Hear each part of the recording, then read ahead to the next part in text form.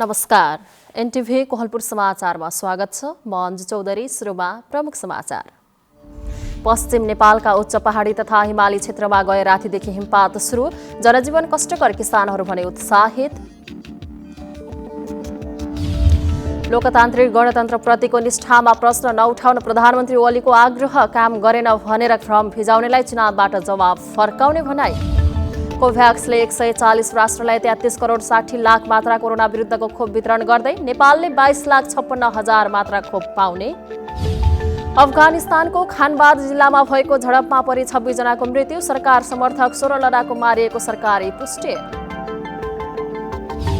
र सर्वाधिक पुरस्कार राशिको तेस्रो लाफा खुला पुरुष डबल ब्याडमिन्टन प्रतियोगितामा रूपन्देहीमा सुरु। खुल्लातर्फ 58 टिम सहभागी।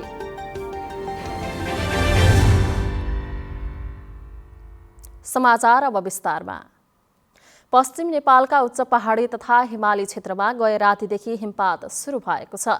भारी हिमपातसँगै अत्यधिक चिसो बढेकाले जनजीवन कष्टकर भएको छ भने किसानहरू उत्साहित र खुसी भएका छन्।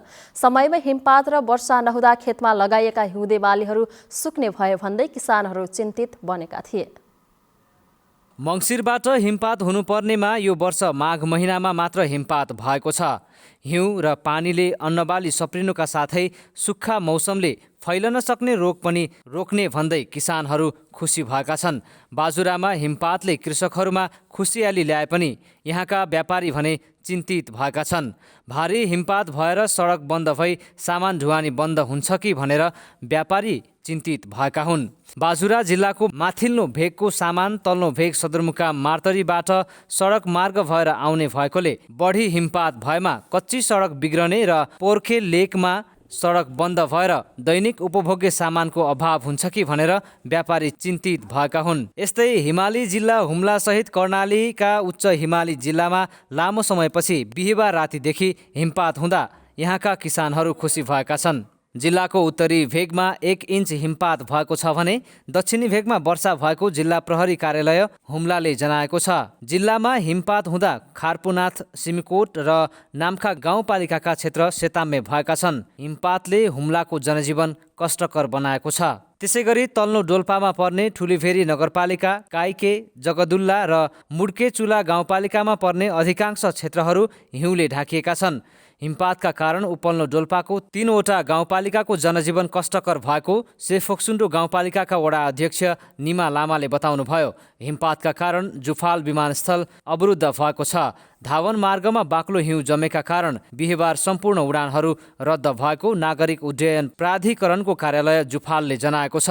काठमाडौँ र नेपालगञ्जदेखि कुनै पनि उडान हुन नसकेको प्राधिकरणको भनाइ छ। अग्ला गाउँ बस्तीमा हिमपात र अलि होचा गाउँ बस्तीमा वर्षात भएपछि जिल्लाभरिका कृषकहरू खुसी हुनुका साथै अन्न बालीका लागि सुविकाल सुरु भएको बताएका छन्। यो वर्षभरिमा यो पहिलोचोटि हिमपात भएको छ 6 महिनापछि र यस हिमपातले डोल्पा जिल्लाको जो कृषि क्षेत्रमा आधारित जनसङ्ख्या र सम्पूर्ण डोल्पावासीहरूलाई एकदमै खुसियाली व्यक्त गरेको छ र यसबाट डोल्पा र डोल्पालीहरूले आफ्नो कृषिमा आफ्नो लगाव र परिश्रमलाई अगाडि बढाउँदै यस हिमपातलाई भएकोमा खुसी व्यक्त। अहिले उच्च हिमाली क्षेत्रमा हिउँले डाँडाकाँडा सेताम्मे छन्। 81 बादल लागेर हिउँ पर्न थालेपछि निकै चिसो बढेको छ। चिसोमा न्यानो कपडा लगाउन र झोलिलो तातो खानेकुरा खान स्थानीय प्रशासनले आग्रह गरेको छ। गए रातिदेखि हिमपात र केही ठाउँमा वर्षा भएपछि नागरिकको जनजीवन प्रभावित भएको छ। तर हुम्लाका कृषक भने उत्साहित र खुसी भएका छन्। हिमपात भएपछि हुम्लामा परेको प्रभावलाई आजको आवाजमा समेट्ने प्रयास गरेका छौँ। हेरौँ आजको आवाजमा।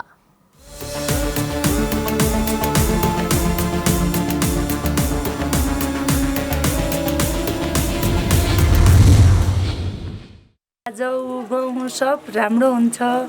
यो पात पतिलो कुहिन्छ, त्यो मोल हुन्छ, राम्रो हुन्छ।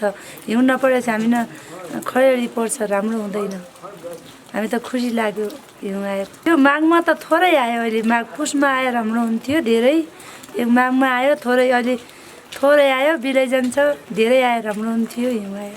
अब घाँस पलाउने भयो जौ पलाउने भयो आजकल हिउँ त फाइदा हुन्छ भाउ अब माघ फागुन हिउँ फाइदा हुन्छ त्यही जौ आउने भयो भानुबुन कुँडो हुने भयो घाँस पलाउने भयो ज्यादै सुविधा हुन्छ भाउ अब यही हुने रम्मै गरिरहेछ भाउ पहिला त कति भाउ यही के गौड हुने भयो आजकल त अब हिउँ आउँदैन यही बिजुली तम्नेले आउँदै बिलाउँदै गर्दा चाहिँ परपार त बिजुली केही थिएन भा यही सेरै ध फाल्नु ध उ गर्नु गोरु गोठैहरू त हामी बाहिर निस्कि हक्तुन उनमा त्यही गरी हिउँआउँदा अब त्यही उहीका तम्नीले पुनः हटौट बाइजान्छ बिलाउँदै गर्दछ हामी यो हिउँ आयो फाइदा छ यो हिउँले त हजुर बाली नालीको लागि त अब धेरै फाइदा हुन्छ फाइदाजनक हुन्छ धुलो अब यो धुलोहरू यो फोहोरका कणहरू धुलोका कणहरू यो वनजङ्गल आगलागी सागलागी अब यो हुनबाट धेरै फाइदाजनकै देख्छौँ मेरो तर्फबाट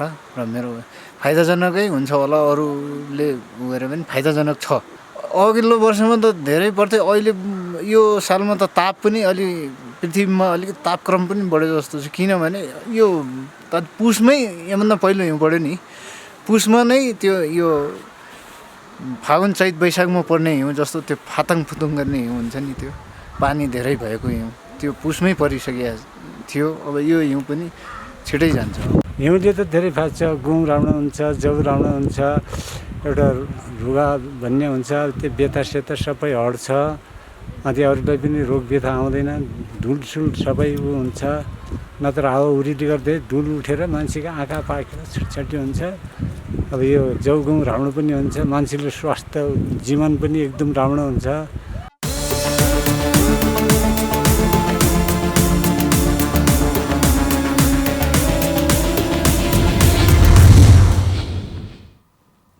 प्रधानमन्त्री केपी शर्मा ओलीले संघीय लोकतान्त्रिक गणतन्त्रप्रतिको निष्ठामा प्रश्न नउठाउन आग्रह गर्नुभएको छ। नेकपा बागमती प्रदेश कमिटिले काठमाडौँमा आज आयोजना गरेको जनसभालाई सम्बोधन गर्दै ओलीले संघीय लोकतान्त्रिक गणतान्त्रिक प्रणालीलाई तलमाथि पार्ने बारे नसोच्न आग्रह गर्नुभयो। संघीय प्रणाली कार्यान्वयन गर्न सरकार प्रतिबद्ध रहेको भन्दै उहाँले सरकारलाई काम गर्न नदिने र काम गरेन भनेर भ्रम फिजाउनेलाई चुनावबाट जवाब फर्काउने बताउनुभयो। कोरोना भाइरसका कारणले पछाडि परेका पर्यटन र औद्योगिक क्षेत्रलाई सरकारले माथि उठाउने गरी काम गरिरहेको बताउँदै उहाँले स्वदेशमा रोजगारीका लागि हरेक पालिकामा औद्योगिक ग्राम स्थापना गर्न थालिएको बताउनुभयो।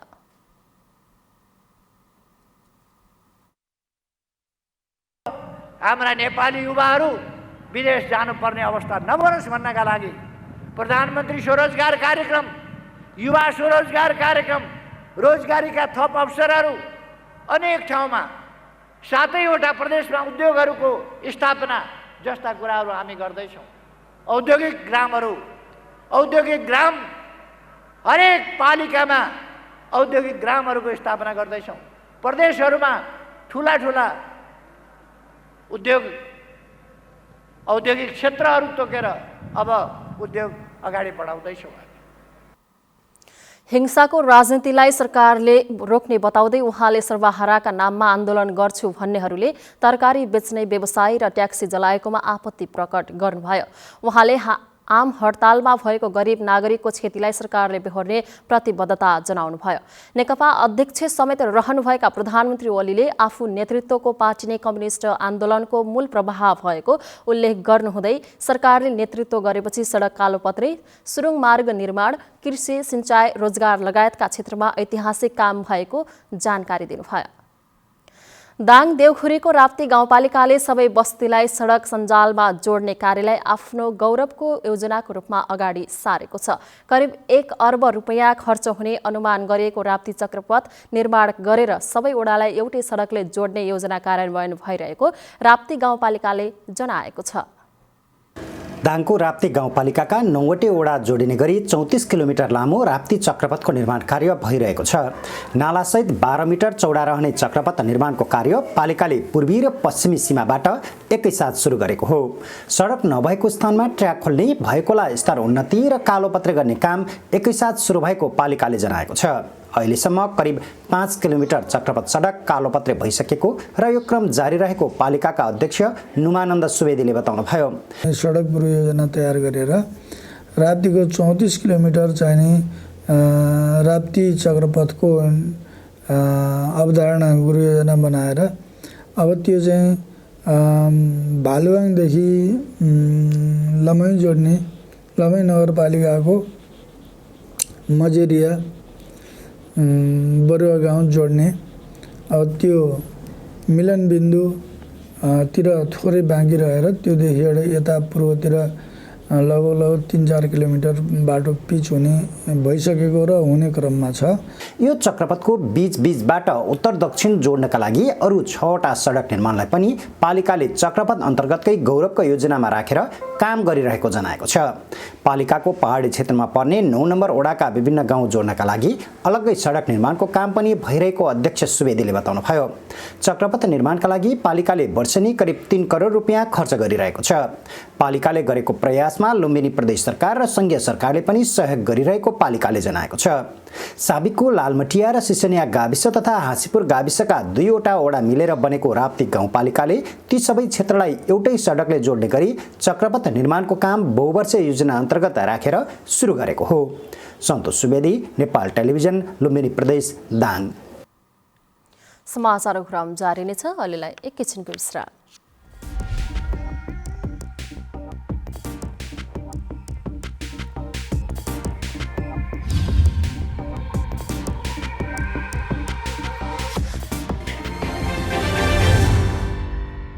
लामो समयसम्म हामी बन्दाबन्दी वा चाहिँ निषेधाज्ञा लागू गरेर चाहिँ सङ्क्रमण दरलाई नियन्त्रण गर्ने बाटोमा अगाडि बढ्न सक्ने अवस्था रहँदैन।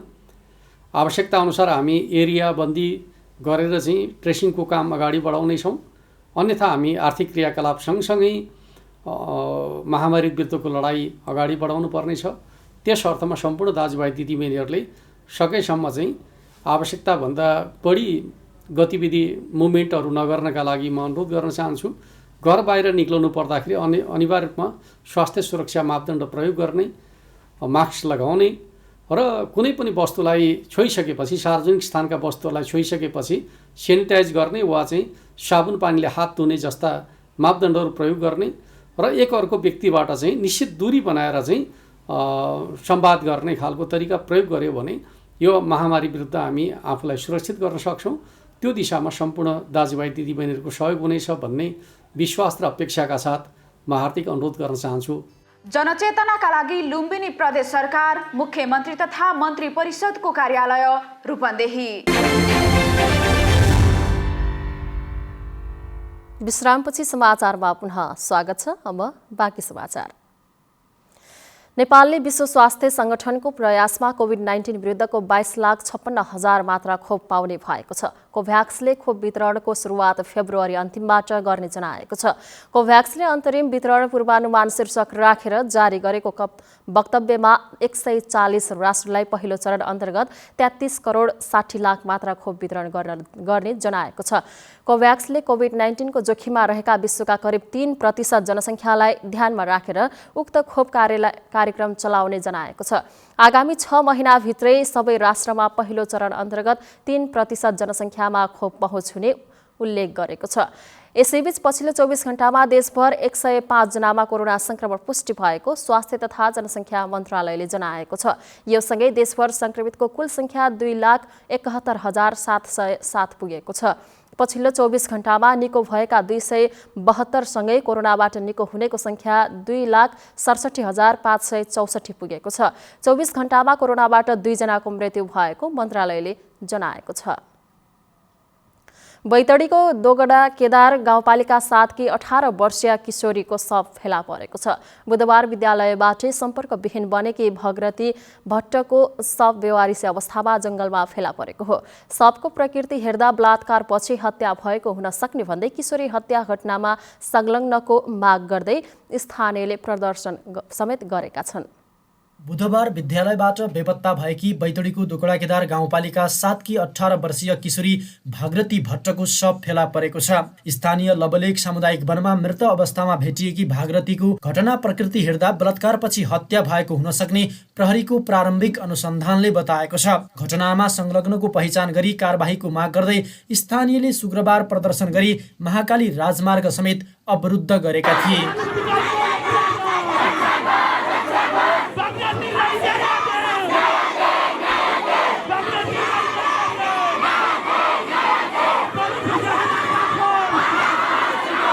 प्रहरीले भागरथीको हत्या घटनाको अनुसन्धानका लागि प्रदेश प्रहरी कार्यालय धनगढीबाट कुकुरसहितको टोली घटनास्थल पठाई अनुसन्धान गरिरहेको छ। साथै केन्द्रीय अनुसन्धान ब्युरो CIB को टोली पनि घटनाको अनुसन्धानका लागि बैतडी पुगेको छ। स्थानीयले दोषीको पहिचान गरी कारबाहीको माग गरिरहेका छन्। एउटा निर्दोष बालिकाले पढ्न पाउनुपर्छ, विद्यालय भर्ना भएको अवस्थामा उसले विद्यालय त पढ्न पाउनु पर्थ्यो नि, त्यो त उसको नैसर्गिक अधिकार हो नि। भने त्यसमाथि प्रहार गर्न कहीँ टाढाको दूरदराजको मान्छे होइन, त्यो नजिकको हो, त्यसलाई जसरी पनि फाँसी दिनुपर्छ। हाम्रो मान्यता त्यही हो। अब खापो गन्या पूजा हलबर उत्तेला मार गिरे तो दहेर हमले जान कहाँ हो, हम इन 3 टोल उनले त हमले बटी ये खोदलेको जानु ना अभी हमकिले खात को ना अभी देवतान पितरन राजन देवता हमकिले खात को ना। स्थानीय सनातन धर्म माध्यमिक विद्यालयमा कक्षा 12मा अध्ययनरत भागरथी बुधबार विद्यालयबाट फर्किने क्रममा बाटोबाटै सम्पर्कविहीन भएकी थिइन्। देउलेक जाने कच्ची सडकभन्दा करिब 40 मिटर तल बनमाराको झाडीमा भागरथीको शव फेला परेको थियो। घटनाबारे थप अनुसन्धान भइरहेको र शव पोस्टमार्टमका लागि जिल्ला अस्पताल बैतडी लगिएको जिल्ला प्रहरी कार्यालय बैतडीका प्रहरी प्रमुख DSP नारायण प्रसाद अधिकारीले बताउनुभयो। नरी बडु NTV कोहलपुर सुदूरपश्चिम प्रदेश लबलेक वन देउलेक बैतडी। रोजगारीका लागि देशभित्र र बाहिर जाने मानिसको निकै दौडधुप नै चलेको हुन्छ। तर कपुरकोट 3 सल्यानकी देवा शर्माले व्यावसायिक गाई पालन गरेर राम्रो आम्दानी गरिरहनु भएको छ। गाईको दूध बेचेरै उहाँको वार्षिक 10 लाख आम्दानी हुने गरेको छ। यो कपुरकोट गाउँपालिका 3 कपुरकोट बजार छेउमै व्यावसायिक रूपमा पालन गरिएको गाई फर्म हो। देवा शर्माले स्थापना गर्नुभएको गाई फर्ममा गाई र बाछा गरी 23 वटा रहेका छन्। ठुलो सानो गरेर अहिले 23 वटा छन्, दुध दिने अहिले 8 वटा छन्, दुध नदिने 5 वटा छन्, अनि बाछाबाछी सबै गरेर संख्या चाहिँ 23 वटा छ। दुग्ध व्यवसायको सम्भावना देखेपछि गाई पालन व्यवसाय सञ्चालनमा आएको हो। गाउँमै रोजगारी सृजना हुने र आम्दानी गर्न सकिने भएपछि 30 लाख बराबरको लगानीमा गाई फर्म सञ्चालन गरिएको हो। 3 जनाको परिवार सदस्यसहित 1 जनाले गाई फर्ममा काम पाएका छन्। आम्दानी राम्रो छ। बाहिर विदेश जानुभन्दा घरमै बसी बसी सबै परिवार मिलेर विदेश गएर कति कमाइ हुन्छ र आफ्नो घरमा बसेर 3 जना छौँ, छोरा छ, हामी बुढाबुढी छौँ, पसल छ। यतातिर गाई फर्म राम्रो चलेको छ। म त एकदम सन्तुष्ट छु। गाई पालनलाई देवा शर्माका मास्टर्स पढाइसकेका छोराले सघाउँदै आउनु भएको छ। गाईलाई आवश्यक पर्ने स्याहार, आहार र उपचारको उचित व्यवस्थापन भएमा गाई पालनबाट मनग्गे आम्दानी गर्न सकिन्छ। गाउँमै दुग्ध व्यवसायको सम्भावना भएकाले आफूले आमालाई गाई पालन व्यवसायमा सघाउँदै आएको विकास शर्माको भनाइ छ। दिमाग लगाएर काम गर्यो भने खर्चहरू कस्ट मेन्टेन गर्न जाने भने चाहिँ त्यति साह्रो त त्यति धेरै चाहिँ छैन। तर अलिअलि कस्ट कसरी कम गर्ने भन्ने सोचेर दानाहरू घाँसहरूलाई मेन्टेन गर्न जाने भने चाहिँ ठिकै हुन्छ। त्यति अब हामी टेक्नोलोजी छैन त्यति साह्रो कि राम्रो टेक्नोलोजी हुने भए राम्रो मेडिसिनहरू पाउने भए चाहिँ, किन धेरै गाईहरू बिरामी भइरहन्छ, हामी औषधि गर्न जान्दैनौँ। प्राविधिकहरू त्यति साह्रो अब त्यति एक्सपिरियन्स भएको छैन हामीतिर। त्यस्तो हुने हो भने चाहिँ राम्रै हुन्छ। एग्रिकल्चरबाट बाहिर मान्छे राम्रो पैसा कमाइरहन्। यहाँ पनि सकिन्छ। गाउँमै कृषि र पशुपालन व्यवसायको पहिचान गरी लगानी गरिरहेका किसानलाई सरकारका तर्फबाट आवश्यक सहयोग भएमा पशुपालनका माध्यमबाट स्वरोजगार बन्न सकिने सम्भावना बलियो रहेको छ। प्रत्येक इच्छुक शर्मा NTV कोहलपुरका लागि सल्यान। लुम्बिनी प्रदेशको आन्तरिक मामिला तथा कानुन मन्त्रालयको आयोजनामा मेलमिलाप समितिका पदाधिकारी एवं कर्मचारीहरूका लागि अनुशिक्षण कार्यक्रम आयोजना गरिएको छ। कार्यक्रममा बुटवल उपमहानगरपालिकाका सबै मेलमिलापकर्ताहरूको सहभागिता रहेको थियो। त्यस अवसरमा सहजकर्तालाई मेलमिलाप गराउन सहज हुने देवानी संहिता तथा कानुनी र व्यवहारिक ज्ञानबारे जानकारी गराएको थियो। बुटवल उपमहानगरपालिकाकी उपप्रमुख गुमादेवी आचार्यले यस्ता गतिविधिले मेलमिलाप गराउन सहज हुने र उपमहानगरपालिका लिएको समानताको सहर बनाउने संकल्प पूरा गर्न सघाउने बताउनुभयो।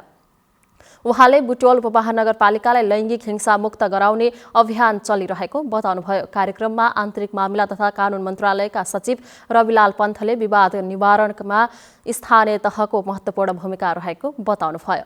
मेलमिलापका लागि न्यायिक समितिका पदाधिकारी र सदस्यहरूले कार्य सम्पादनका क्रममा गरेका अनुभवहरूको अनुदान प्रदानले थप सकारात्मक परिणाम दिने उहाँको भनाइरहेको थियो।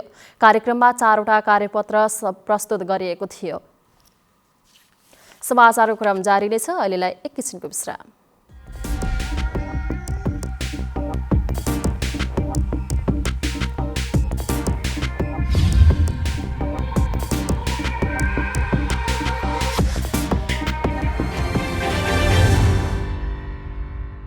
खेतदेखि भान्सासम्म, गोठदेखि बारीसम्म व्यस्त रहन्छ कृषक। कसरी मिल्ला किसानका बालीहरूलाई पोषण? कसरी गर्ने राम्रो उब्जाउ र नयाँ प्रविधिबाट खेती? अनि कसरी सफल होला त किसान आफ्नो कर्ममा? यी सबै सवालको मिल्नेछ जवाब कार्यक्रम कृषि संवादमा। हेर्न नभुल्नुहोला, प्रत्येक बुधबार बेलुकी 6 बजे। कृषि क्षेत्रको विकासपछि मात्र सम्भव छ आर्थिक समृद्धि। तपाईँ अहिले एनटिभी कोहलपुर हेर्दै हुनुहुन्छ। अब बाँकी समाचार। नवलपरासीको बर्दघाट नगरपालिकाले भूमिहीन दलित, भूमिहीन सुकुम्बासी र अव्यवस्थित बसोबासीको पहिचान, लगत सङ्कलन र प्रमाणीकरण गर्न सुरु गरेको छ, जस अन्तर्गत आज नगरपालिकाले सम्पूर्ण वडा सचिव तथा गणकहरूका लागि अभिमुखीकरण तथा अनुशिक्षण कार्य सम्पन्न गरेको छ। बर्दघाट नगरपालिकाकी उपप्रमुख मायादेवी पौडेलको अध्यक्षतामा भएको अभिमुखीकरण तथा अनुशिक्षण कार्यक्रममा प्रमुख प्रशासकीय अधिकृत मेघराज उपाध्यायले कानुनी पक्षको नीतिगत कुराहरू र देवदह नगरपालिकाका अधिकृत सुरज बस्यालले गणना फारम भर्ने बारेमा जानकारी गराउनु भएको थियो। कार्यक्रममा सहभागीहरूले खोलाको तटीय क्षेत्रका जग्गा, वन क्षेत्रका जग्गा, सरकारी तथा सङ्घ संस्थाहरूले ओगटेका जग्गा, नम्बरीको बीचमा रहेका छुटकिता, ऐलानी प्रति 8 नम्बरी, राष्ट्रिय आवास कम्पनीले दिएको र मनोसभा आयोगले दिएका जग्गाहरूका बारेमा जिज्ञासा राखेका थिए। बायोग्यासबाट निस्किने लेदो मललाई कसरी प्रयोगमा ल्याउने भन्ने उद्देश्यले बाँकी कोहलपुरमा लेदो मल व्यवस्थापन तालिम सुरु भएको छ। 2 दिनसम्म चल्ने उक्त तालिममा बायोग्यास प्रयोगकर्ताहरूलाई लेदो मलको सदुपयोग र प्रयोगबारे जानकारी दिइने जनाइएको छ। बीएसपी नेपालको आयोजनामा सञ्चालित तालिममा बाँके र बर्दियाका गरी 20 जनाको सहभागिता रहेको थियो। तालिममा सहभागीहरूले बायोग्यासको प्रयोगसँगै त्यसबाट निस्केको लेदो मलले उत्पादन राम्रो हुने र बायोग्यासको प्रयोगले एलपी ग्यासप्रति बढेको परनिर्भरता पनि अन्त्य हुने विश्वास व्यक्त गरेका छन्। गोबर ग्यासबाट निस्केको स्लरी मलखाडलमा बग्छ। त्यो मलखाडललाई चाहिँ मलखाडलमा बगेको स्लरीलाई कसरी म्यानेज गर्ने र त्यसलाई प्रयोग गर्दा कतिको फाइदा हुन्छ, कसरी प्रयोग गरिने भन्ने कुरोको यो तालिम हो। खास स्थानीय लेभलकै व्यक्तिलाई र जसको घरमा बायोग्यास छ उसले नै यो कुराको जानकारी पाओस् भनेर बायोग्यास जसको घरमा छ उहाँहरूलाई नै हामीले पार्टिसिपेट गराएको छौँ।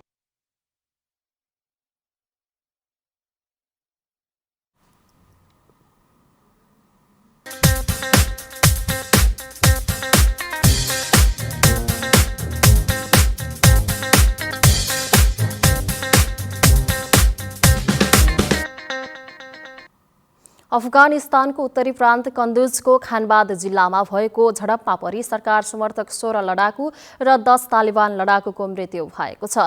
झडपमा सरकार समर्थक लडाकुका कमान्डर अब्दुल हाकिम सहित 16 जनाको मृत्यु भएको छ। तालिबान विद्रोहीतर्फ 10 जना मारिएका जनाइएको छ। तालिबान लडाकु 5 सहित 9 जना घाइते भएका पनि कन्दुज प्रान्तीय परिषदका प्रमुख मोहम्मद युसुफ साफीले बताउनु भएको छ। 100 तालिबान लडाकुहरूले खानबाद जिल्लाको टेपा अख्तर इलाकामा सरकार समर्थक लडाकुमाथि आक्रमण गरेका थिए। उक्त आक्रमण 3 घण्टासम्म जारी रहेको थियो। कन्दुज प्रान्तीय परिषदका प्रमुख युसुफले यस झडपमा सरकार समर्थक 16 लडाकुको मृत्यु भएको पुष्टि गर्नुभएको छ। तालिबान लडाकु समूहले भने यस झडप र हताहतको कुनै टिप्पणी गरेका छैनन्। अब आर्थिक समाचार।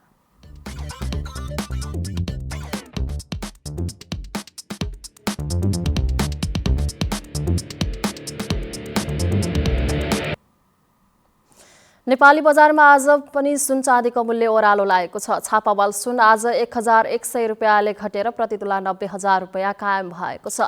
नेपाल सुन चाँदी व्यवसायीका अनुसार तेजाबी सुन आज 1050 रुपियाँले घटेर प्रति तोला 89,550 रुपियाँ कायम भएको छ। त्यस्तै चाँदी आज 10 रुपियाँले घटेर प्रति तोला 1290 रुपियाँ कायम भएको महासंघले जनाएको छ। अब खेलकुद समाचार।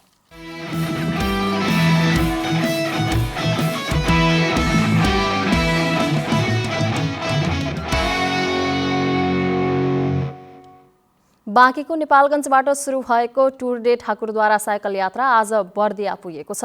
बर्दिया आइपुगेको साइकल यात्राको टोलीलाई कृष्णसार संरक्षण क्षेत्रमा जिल्ला समन्वय समिति बर्दियाका संयोजक सहितको टोलीले स्वागत गरेको छ।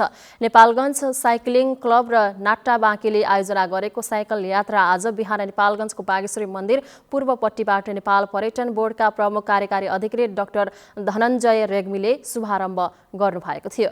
कोभिड-19ले थला परेको पर्यटन व्यवसायलाई उकास्न र पर्यटकीय क्षेत्रको प्रचार प्रसार गर्न साइकल यात्राको तेस्रो संस्करणको आयोजना गरिएको नाट्टा बाँकीका अध्यक्ष श्रीराम सिगदेलले जानकारी दिनुभयो। भोलि माघ 24 गते बर्दियाको पर्यटकीय क्षेत्र ठाकुरद्वारामा पर्यटन प्रवर्धन सम्बन्धी अन्तर्क्रिया कार्यक्रम आयोजना गरी साइकल यात्राको टोली आइतबार नेपालगञ्ज फर्कनेछ।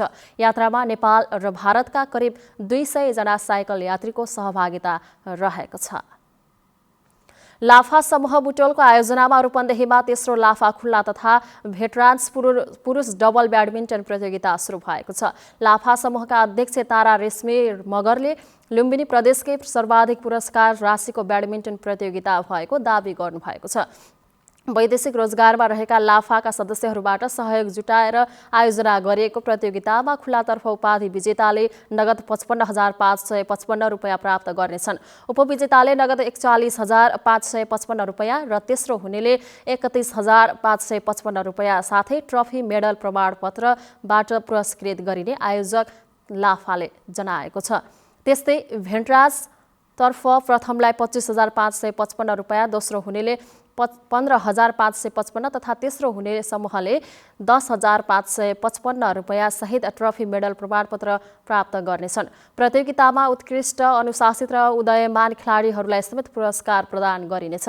प्रतियोगिताका संयोजक पुरन गाहालले यस वर्ष खुलातर्फ 58 र भेटरान्सतर्फ 28 बढी टिमको सहभागिता रहेको जानकारी दिनुभयो। प्रतियोगिताको उद्घाटन गर्दै बुटवल उपमहानगरपालिकाका नगर प्रमुख शिवराज सुवेदीले राष्ट्रिय तथा अन्तर्राष्ट्रिय स्तरको खेलकुद खेलाउन मिल्ने गरी पूर्वाधार विकासमा जोड दिएको बताउनुभयो। प्रतियोगिता सम्पन्न गर्न करिब 16 लाख खर्च हुने आयोजकले अनुमान गरेको छ। अब मौसम।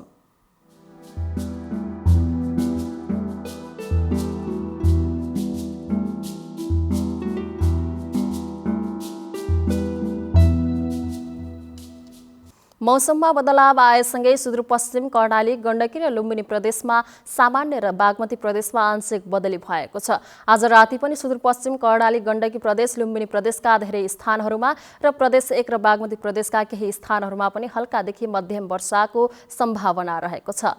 अब मौसम सम्बन्धी थप विवरण।